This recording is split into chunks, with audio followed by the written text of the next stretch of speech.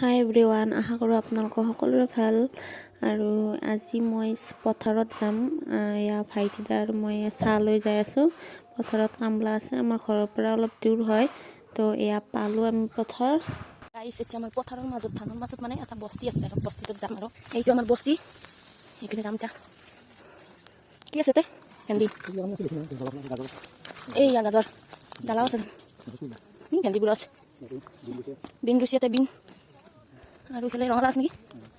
এতিয়া ৰঙালাও আছে, এইফালে চাৰিওফালে ধান। এইটো মানে আমাৰ পথাৰৰ বস্তি আৰু পথাৰৰ জিকি আছে।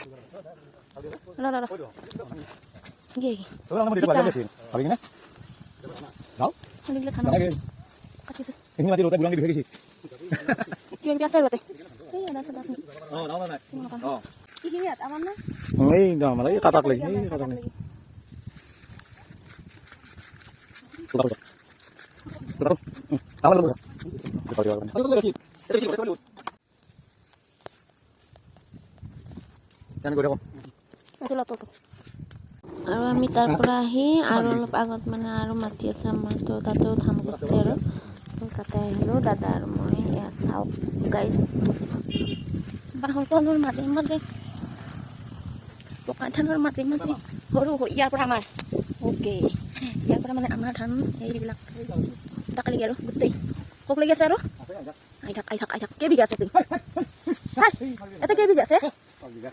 এতে 5 বিঘা আৰু তাতে জলপাই আহিলোঁ, তাতে 3 বিঘা।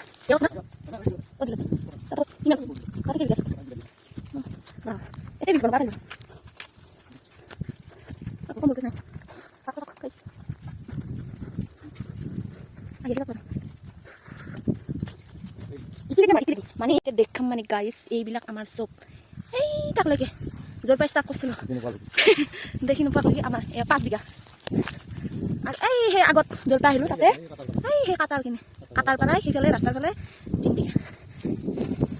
বিঘা। আৰু এতিয়া চাহ তাহ দি কিনে আমি আহি গ'লোঁ, ধান মানি চাই গ'লোঁ। এইবাৰ মই প্ৰথম দেখিলোঁ, যিহেতু আমাৰ ঘৰৰ পৰা অলপমান দূৰ। বাই বাই গাইছ।